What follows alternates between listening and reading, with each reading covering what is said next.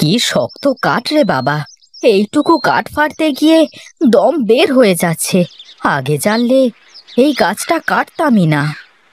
হে, হে, হে, হে, হে, হেয়া, হে, হে, হেয়া।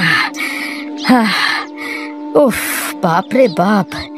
এ কি শক্ত কাঠ! আগে তো কখনো এত শক্ত কাঠ কাটিনি। আর একটু ভোলা, আর একটু। এই তো, এই তো প্রায় শেষ। হ্যাঁ, হ্যাঁ, হ্যাঁ, হ্যাঁ, হ্যাঁ। কি রে ভোলা, এত সকাল সকাল বাড়ি চলে যাচ্ছিস? কি আর করব, যে একটা গাছ কেটেছি ফাড়তে গিয়ে আমার শরীরের সব বল চলে গেছে। কাঠ কাটা যে বড়ই কষ্টের কাজ রে ভোলা। গায়ের জোর না থাকলে যে এ কাজ করা যায় না। হ্যাঁ, এইটুকু গাছ কেটে ফাড়তে গিয়ে আমার 2 কেজি চালের খিদে লেগে গেছে। তা বাড়ি পর্যন্ত যেতে পারবি তো নাকি? তার বলতে, আগে বাড়ি পর্যন্ত যাই, কটা খেয়ে আবার যেতে হবে কাঠগুলো বাজারে বিক্রি করতে। বেশ বেশ, যা। তাহলে আমিও তাড়াতাড়ি একটা গাছ কেটে আসি, একসাথে বাজারে যাওয়া যাবে।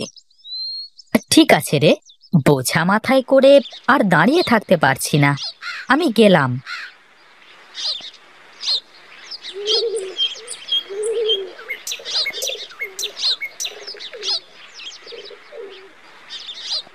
মা, আমাকে এক মুঠো খেতে দাও দেখি, বড্ড খিদে পেয়েছে। ঘরে যে কিচ্ছু নেই বাবা, রান্না করব এমন কিছুই ঘরে নেই। সকাল থেকে বসে আছি, কখন তুই আসবি। ও আচ্ছা, এক কাজ করো তুমি, আমাকে এক গ্লাস জল দাও দেখি। আমি তাহলে আগে বাজারে গিয়ে কাঠগুলো বিক্রি করে কিছু চাল আর ডাল কিনে আনি। মা চারু, এক গ্লাস পানি নিয়ে আয় তো, তো দাদাকে দে।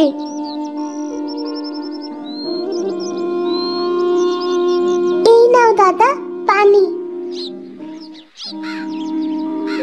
কি পোড়া কপাল আমার, কাজ করে এসে খিদে পেটে শুধু পানি খাচ্ছিস, আর আমি মা হয়ে তা দেখছি।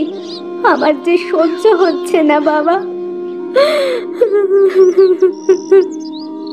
তুমি কেঁদো না মা, দেখো খুব তাড়াতাড়ি আমাদের সব কষ্ট দূর হয়ে যাবে। তা বাবা কোথায়? তাকে তো দেখছি না। বাবার শরীরটা খুব খারাপ দাদা, ঘরে বিছানায় শুয়ে আছে, সারা দিন শুধু আমাদের নিয়ে চিন্তা করে। তুমি বাবাকে চিন্তা করতে মানা করো মা। কাল থেকে আমি রোজ কাঠ কাটবো, আমাদের আর কোনো সমস্যা হবে না। ঠিক আছে বাবা, তাহলে তুই বাজার থেকে কাঠগুলো বিক্রি করে কিছু চাল ডাল নিয়ে আয়, আমি এদিকে রান্নার সব গুছিয়ে রাখি।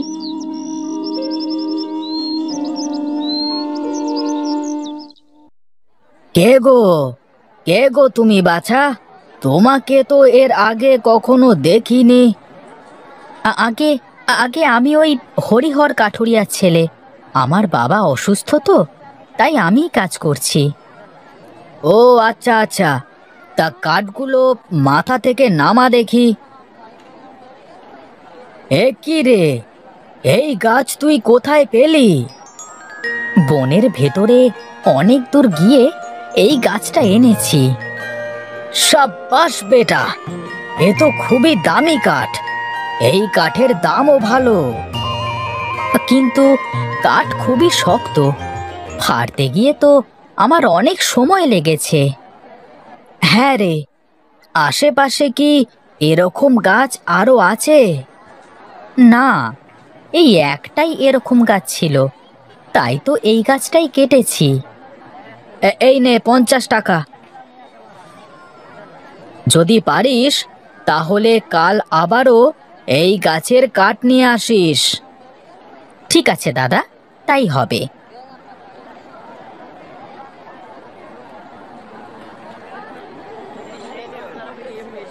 দাদা, আমাকে 2 সের চাল আর সোয়াশের ডাল দেন দেখি।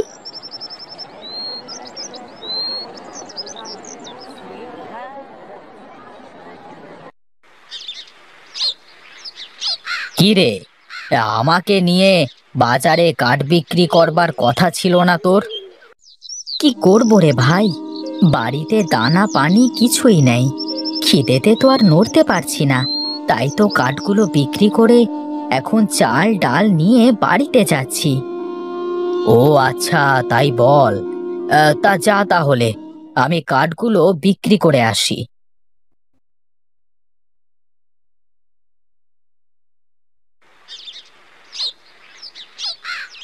তুই চলে এসেছিস বাবা? হ্যাঁ মা, চলে আসলাম। কাঠগুলো বিক্রি করে বেশ ভালোই টাকা পেয়েছি। এই নাও মা, এখানে চাল আর ডাল আছে। এত টাকা কোথায় পেলি রে বাবা? আমি যে কাঠ এনেছি খুব ভালো কাঠ, তাই তো মহাজন আমাকে 50 টাকা দিয়েছেন। 50 টাকা? এত টাকা? হ্যাঁ মা, এই নাও, এই 20 টাকা রাখো। কাল আবার কাঠ কাটতে যাব, তুমি কোনো চিন্তা করো না মা, আমাদের আর অভাব থাকবে না। মা চারু, এদিকে আয় মা একটু।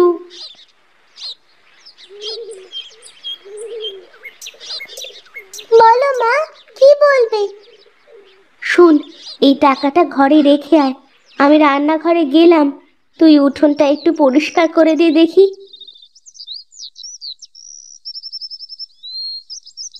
মা, তোমার রান্না আর কত দূর? এই তো বাবা, হয়ে গেল, আর একটু বয় বাবা। আমার যে আর ক্ষুধা সহ্য হচ্ছে না মা। আমারও খুব খিদে লেগেছে মা, একটু তাড়াতাড়ি করো। তুইও গিয়ে তোর দাদার সাথে বস, আমি খাবার নিয়ে আসছি।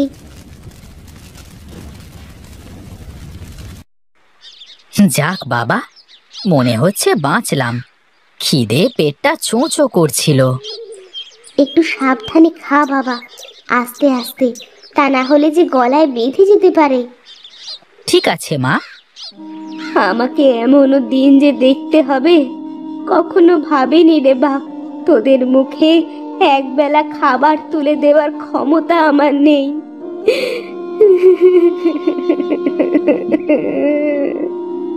কেঁদো না মা, দেখো এখন থেকে আর আমাদের কষ্ট থাকবে না। তুমি বাবাকে কিছু খাইয়েছো? তার খাওয়া না খাওয়া সমান কথা, পড়ে আছে, কখন জানি জানটা বেরিয়ে যায়। তুমি চিন্তা করো না মা, বাবা সুস্থ হয়ে যাবে। শোন বাবা ভোলা, আমার আমার সময় ফুরিয়ে এসেছে। আমি বোধহয় আর বাঁচবো না। এমন করে বলো না বাবা, তুমি না থাকলে যে আমরা অনাথ হয়ে যাব। সবাইকেই তো একদিন না একদিন মরতেই হবে। আমিও আজ নয় কাল। হ্যাঁ, তোকে তোকে একটা কথা বলি বাবা, খুব মন দিয়ে শোন। বলো বাবা, কি বলবে বলো। তুই বনে কাঠ কাটতে গেলে বনের পশ্চিমে একটা বড় বাঁশ বাগান দেখতে পাবি। ওই বাগানের সব বাঁশ একদম মিচমিচে কালো।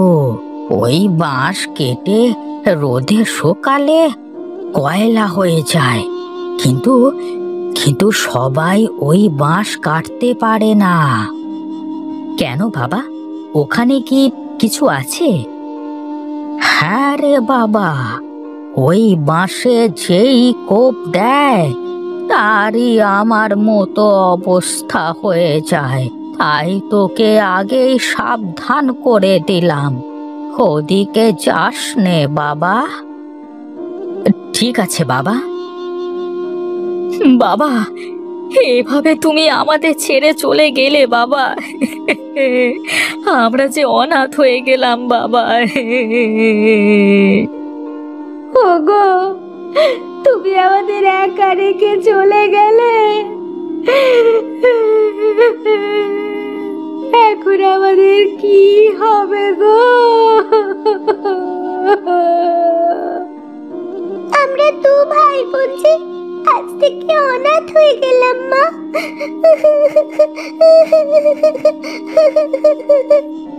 তোমরা তোমরা বাবার কাছে থাকো মা, আমি বাবার মুখাগ্নি করবার ব্যবস্থা করে আসি।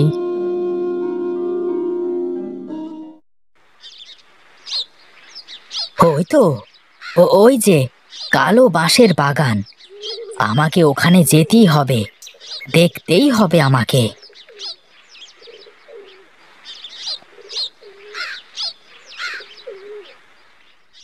কই, এখানে তো কাউকেই দেখতে পাচ্ছি না। তাহলে কি থাকতে পারে এখানে এমন? বম বম ভোলে, বম ভোলে। কে কে কে আপনি? কোথা থেকে এলেন? মূর্খ, আমাকে বলিস আমি কোথা থেকে এলাম? তার আগে বল, তুই এখানে কি জন্য এসেছিস? আমি এই কালো বাঁশের রহস্য জানতে এসেছি। এই বাঁশের জন্য আমার বাবা জীবন দিয়েছে। মূর্খ, তোর বাবাকে আমি চিনি। তাছাড়া এই বাঁশ এখান থেকে কেউ নিয়ে যেতে পারে না। কেন কেন নিয়ে যেতে পারে না? এই বাঁশের রহস্য আমাকে বলতে হবে।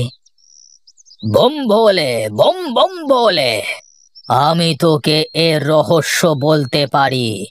তুই এই বাঁশ কেটে নিয়েও যেতে পারবি, কিন্তু তার আগে তোকে একটা কাজ করতে হবে।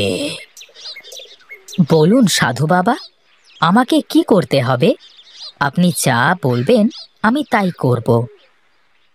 এই নে, এই পানির পাত্রটা ধর। এক্ষুনি গিয়ে এই পাত্রটা যদি পানি দিয়ে ভরে আনতে পারিস তবেই তুই সব পাবি। কিন্তু কিন্তু এই গহীন বনে পানি পাবো কোথায় আমি? আশেপাশে তো কোনো খাল নদী কিছুই নেই। বম বলে, যা দেখ, অবশ্যই পাবি।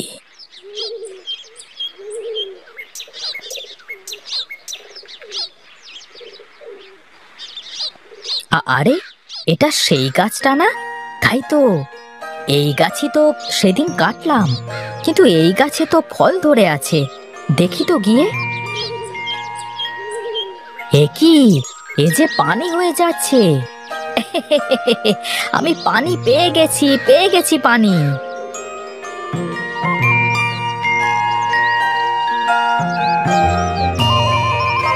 এই নেন সাধু বাবা, আপনার পানি। সাব্বাস বাছা, তোর তো মাথায় বুদ্ধি, গায়ে জোর আর পরিশ্রম করবার ইচ্ছে আছে। তাই তো তোকে আমি এই বাঁশের গুণ সম্পর্কে বলবো। হ্যাঁ বাবা, আমাকে বলুন, কি এই বাঁশের বিশেষ গুণ? এই বাঁশ কেটে রেখে দিলে কয়লা হয়ে যায়। কয়লার তো অনেক দাম বাজারে, সবাই এই বাঁশের খোঁজ জানে না। তাই তুইও এই বাঁশের কথা কাউকে বলবি না। ঠিক আছে সাধু বাবা, আমি কাউকে বলবো না। বেশ বেশ, তাহলে তুই রোজ এসে এখান থেকে একটা করে বাঁশ কেটে নিয়ে যাবি। তাতে যে কয়লা হবে তা বিক্রি করে তোর সংসার দিব্যি চলে যাবে। বম বলে, বম বম বলে।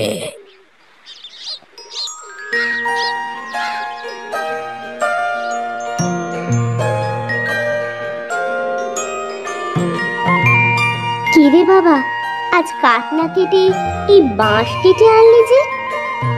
এই সেই কালো বাঁশ মা, এর কথাই বাবা আমাকে বলেছিল। কিন্তু তোর বাবা তো তোকে ওই বাঁশের কাছে যেতে নিষেধ করেছিল। না মা, আমি এর সব রহস্য জেনে গেছি। দেখো, আমরা কত তাড়াতাড়ি বড় লোক হয়ে যাই। কিভাবে এত তাড়াতাড়ি বড়লোক হবি রে বাবা?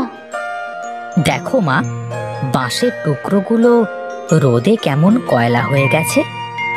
হ্যাঁ মা, দেখো বাঁশের টুকরোগুলো কেমন রোদে শুকিয়ে কয়লা হয়ে গেছে। দেখো মা, দেখো, মনে হচ্ছে কয়লার খনিতে যেমন কয়লা থাকে ঠিক তেমনই। আমার তো কিছুই বিশ্বাস হচ্ছে না রে বাবা। তোমার কিছু বোঝা লাগবে না মা, কিছু বলাও লাগবে না, শুধু দেখে যাও আমি কি করি।